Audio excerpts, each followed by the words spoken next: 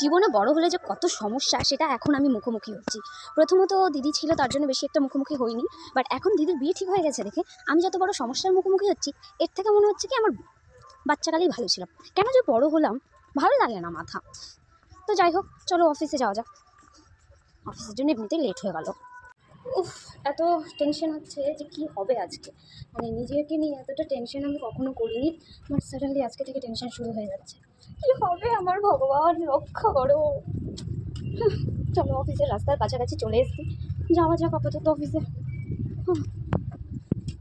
মাথায় অনেকগুলো টেনশন নিয়ে অফিসের ভিতরে চলে আসলাম। আর অফিসে এসে এই যে আমি কাজ শুরু করে দিয়েছি আমার, আর এবং কাজ করতে করতে হালকা একটুখানি ভিডিও করে নিলাম। তখনও মুডটা ঠিকই ছিল, কিন্তু মুড খারাপ হলো যখন নেক্সট ডে জানতে পারলাম যে আমাকে দেখতে আসবে।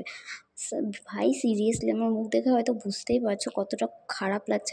আমি এক্সপ্লেন করে বোঝাতে পারবো না যে দেখতে আসার কথা বলার পরে আমার মুডটা কতটা অফ হয়ে গেছে। আমার সারাদিন একেবারে বাজে গেছে, এমন অবস্থা হয়ে গেছে। মাঝে যখন ফোন করেছিল শুনে মুড খারাপ হয়ে গেল। তারপরে আমাদের অফিসের কিছু স্টাফ আর একটা ভাই বোঝালো, আচ্ছা ঠিক আছে দেখলেই তো হয়ে যাবে না। তার জন্য আমার একটু মুডটা ভালো হয়ে গেল এবং আমি বাড়ির দিকে চলে গেলাম। আর সাথে আমার রাস্তায় দীপায়নের সাথে দেখা হয়েছে। আবার দীপায়নের সাথে হাঁটতে হাঁটতে যাচ্ছিলাম। বাড়ি যেয়ে দেখি অনেক বিশাল কাণ্ড। দেখো তোমরা কি হচ্ছে। কি লাগবে? ওই ফাউন্ডেশন, ওই কালোটা আমি ইউজ করি না। না ওটা হবে না। আচ্ছা ফাউন্ডেশন আমার কাছে আছে, আমি খুঁজে নেবো। বাপরে, ব্রাইডাল সাথে মনে কি বাপরে, বুঝো ওই বন্ধ করতো এইটা, ওই সাইডেরটা।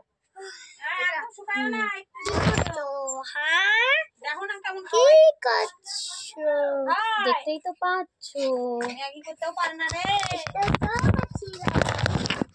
তাহলে তো কালা কালা ক্লিপগুলো সাইড ক্লিপ হয়ে পাচ্ছি না। গাইজ রেডি তো হলাম, রেগে খুব কমই সেজে গুজে বসলাম যে যাই হোক আমি বেশি একটা সাজবো না।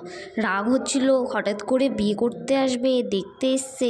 তো যাই হোক আমি রেগে বসেছিলাম। আর এদিকে ছেলের বাড়ির লোক আসতে অনেকটা লেট করছিল। মুড তো পুরোই খারাপ হয়ে গেছিলো যে এত লেট কে করে, মনে হচ্ছে মেরেই ফেলি একদম। যাই হোক তারপরে লোকজন এখানে আমাকে নিয়ে যাচ্ছিলো ধরে ধরে যে পাত্রপক্ষের সামনে প্রেজেন্ট করা হবে। আমার এই জিনিসটা খুব খারাপ লাগে, কিন্তু ফার্স্ট টাইম এত নার্ভাসনেস আমার মধ্যে কাজ করছিল। আমার গা হাত পা প্রচণ্ড কাঁপছে। তার মধ্যে চারদিকে দেখি লোকজন বসে আছে আমার জন্য এবং আমাকে দেখছে এবং আমাকে কোয়েশ্চেন করছে। এটা যে পৃথিবীর সবচেয়ে বড় কঠিন কাজ, হয়তো না বসলে বুঝতে পারতাম না, কিন্তু বুঝতে পারার পরেও বা কী করবো। সে তো পাত্রপক্ষের সামনে যে বসতেই হলো। আর এদিকে আমার হাসি পাচ্ছে, কান্না পাচ্ছে, কিছু বুঝতে পারছি না। দেন এখানে সবাই যাচ্ছিল, আমি ভাবছি কখন যাবে। যেতে যেতে ওনারা একটুখানি লেট করলো, যেহেতু যাইনি তাই আমি ড্রেসটাও চেঞ্জ করিনি এবং কুটুসরা চলে গেল, সেহেতু আমি একটুখানি বাইরে বেরালাম এবং কুটুসের সাথে দেখা করে আবার আমি রুমের ভেতরে চলে গেছিলাম। আর পাত্রপক্ষের আমাকে খুব পছন্দ হয়ে গেছিলো, তাই তাদের ভাবসাবেই আমি বুঝে গেছিলাম যে তারা আমাকে পছন্দ করছে। দেন কুট্টুসকে গলা জড়িয়ে ধরলাম এবং একটা আপা দিলাম এবং কুট্টুসও আমাকে আপা দিল। আর আমার মুখে চকলেট ভরে অবস্থা খারাপ হয়ে গেল। দেখো কিভাবে চুমু দিচ্ছে।